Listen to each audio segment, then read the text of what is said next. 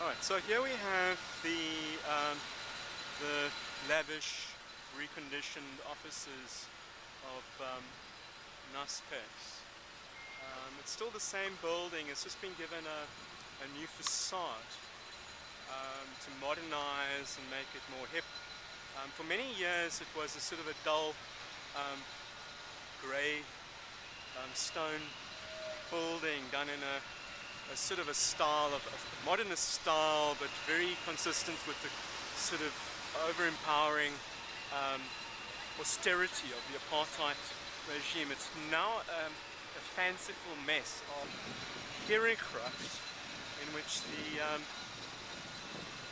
offices of various apartheid luminaries, a man by the name of D.F. Malan is possibly quite familiar with historians, but also people like Piet Silly and other individuals. Die redacteur van die Burger, the Afrikaans daily newspaper. So here we have the Naspers building with the offices. We're just going to take a bit of a walk. I'm not going to go in. I don't want to get involved in another altercation, but we're going to take a bit of a tour here. This is where the all-white Afrikaner press was based during apartheid. Let me turn around the camera. Right, so this is where the Afrikaner press under apartheid would have been based. And the campaign against the Truth Commission would have been launched. There's Media 24 building. Yeah, do you know that this was the building where D.F. Malan, one of the key persons responsible for apartheid, had his office? Do you know this? No. You didn't know that? No. You don't know anything about the building? Do you know that this was the establishment Afrikaner press? That fought tooth and nail to hang on to white privilege. You don't know anything about it. Do you know that this is the building where D.F. Malan, the man who was one of the major forces behind apartheid, had his office? No way. They didn't tell you, right? Do you know that this company is involved in a case that's related to the Truth Commission at the High Court, the Equality Court? You don't know because they haven't told you, because they're a media company, right? And the media doesn't cover itself, right? Yeah. So it's just such a good cover. If you've got something to hide, start a media company, right? Your reaction? Well, kind of. What's your reaction to that? Yeah, sure. Right.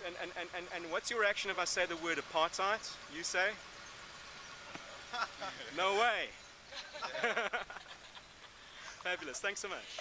No, just started working here. Do you know that this is where D.F. Malan, the major force behind apartheid, had his office? Oh, really? I had no idea. You had no idea? Not a clue.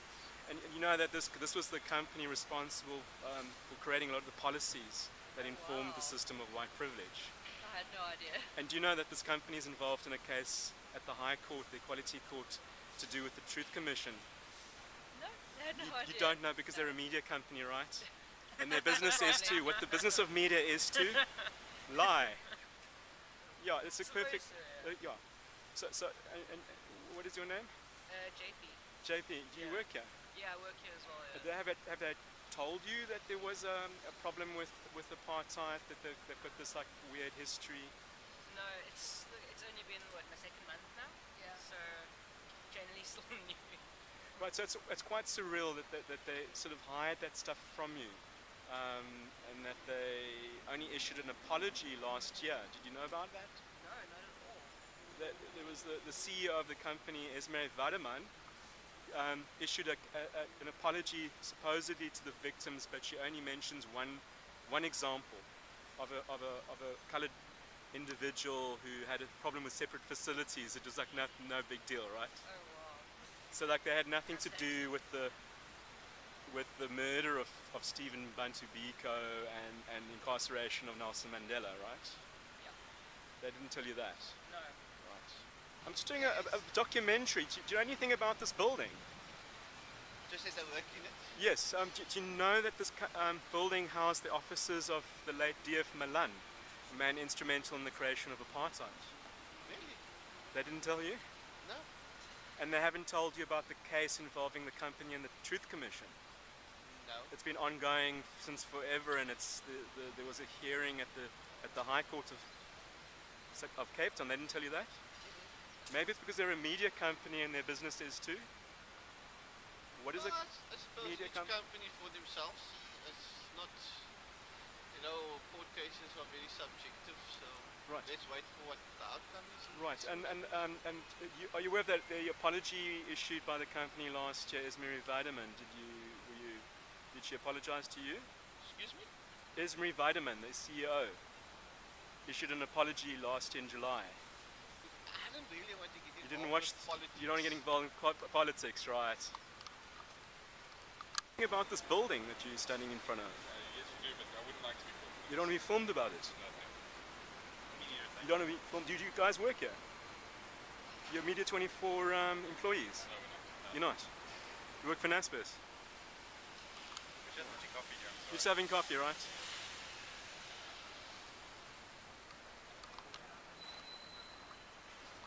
G'day, hi. Do you know anything about the building you're standing in front of? This one here. That's what building. The Naspers building, yeah. Yeah, I work in it. You work in it. Do you know that it used to house the office of the late D.F. Malan? Oh, no. Do you know who he is? No, I know, yes, of course. You know that he was instrumental in the creation of the apartheid system? Yes. Did they mention that the company's involved in a case involving the Truth Commission? No. No. They're a media company, so their business is to what? I don't know. Not inform you. You can't comment, right? You know anything about it? It's Media 24. Yeah. Nah, not really. Do you know the story about D.F. Malan and his office over here? No. Do you know who he is? Nah, we only know that the building is about a center for media and magazines and something like that. Right, so they didn't tell you about apartheid?